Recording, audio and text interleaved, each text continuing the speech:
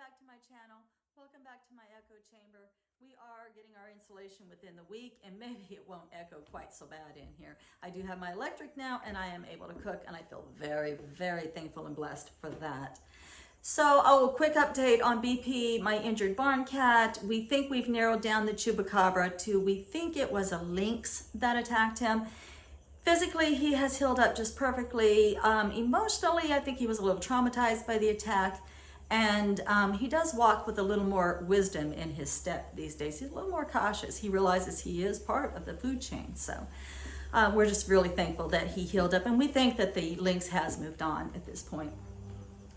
So what I want to talk to you about today is my pollinator strip, which one day I hope to be able to call my Pollinator Oasis. So I was working out there and I got a little bit close to some poison ivy. So I have some growing on my hand and a little bit on my face right now. I'm not sure if it's coming across in the video or not.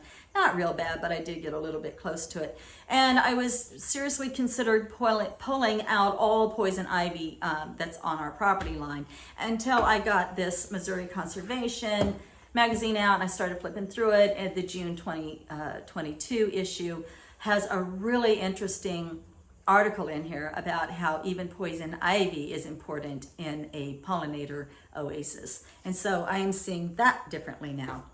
So first thistle, everybody else hates thistle. I love thistle. Now poison ivy, you know, I respect it. I keep my distance, but I know it has its place out in nature. So another thing I want to talk to you about is in that strip, you all know I have a 25-foot county easement, and I have started working with my county to let that strip grow. A reasonable portion of it, they have to cut a little bit of that off for safety's sake, but a reasonable portion of that I now can allow to grow in wildflowers.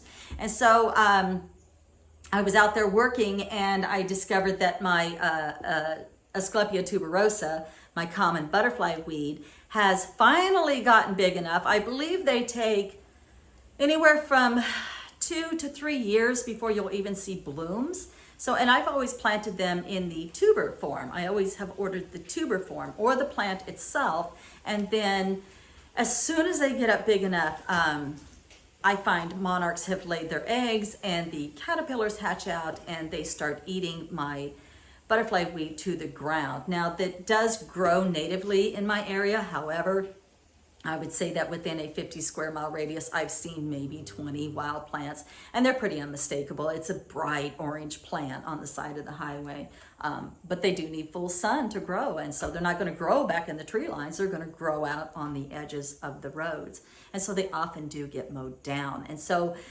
depending on where you read, again, in July of this year, 2022, the monarchs were placed in the red zone. On the endangered species watch.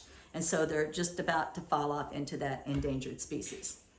And so I thought that this was really important to talk about today because I'm super excited because I have started getting seed pods off of my Asclepia out there, my common butterfly weed. I've been starting to see these. Now I have probably 12 plants out there, and out of those 12 plants, I've only gotten 3 seed pods so far. So the caterpillars really do eat those to the ground. It doesn't require any kind of enrichment in the soil. It actually grows better in poor soil. And here in Missouri, the pH is perfect for these plants, and they do have to have a cold stratification over the winter before the seeds will produce. So when you open up the seed pods, you're going to get this little guy. And you'll notice that white part, that part will fluff out like a dandelion seed. And the idea is for the wind to catch it and blow it off and spread them out. But these are just so precious to me that I just couldn't do that. I mean, look at these little bitty seeds. They're so little. I don't know if you can see that, how little their seeds are. So I do want to start them myself. I'm just going to pull the seeds off of this and store them on some cotton and put them out in the Tin Lizzie where they will freeze over winter, and pull them in the spring and pot them up myself. So also, in addition to the magazine article on poison ivy and to show you these seeds, I also wanted to show you that I did recently order another sign. Every year like I said, I work with my county on allowing that wildflower strip to produce out there, but I am trying to turn it into a wildflower oasis. And so to help me out, I ordered a sign, and I wanted you to see the size. It's I don't know, whatever, it's steel, it's reflective. I'm sure it's galvanized steel. And it did come from smartsign.com. My friend was asking me about this because I had posted it on my Instagram and she wanted to know where she could get one. I think the sign itself is like $24.95, and then your shipping, I'm so sorry. I looked and I could not find my bank charge, but I want to say it was under $10 to ship, and it came very, very quick. And again, that's smartsign.com, and it's all ready to go on a signpost, and I can put it out there where it just simply says, do not mow. And, my hope is that even though the county has been working with me, a lot and not mowing that strip, I just hope that it plants the seed of inspiration to other people who drive by, and now they'll see that my flower patch has been registered with the National Butterfly Registry, and now my whole strip of land is do not mow. All right, guys, I hope this video finds you all well and healthy and happy and enjoying the fall season.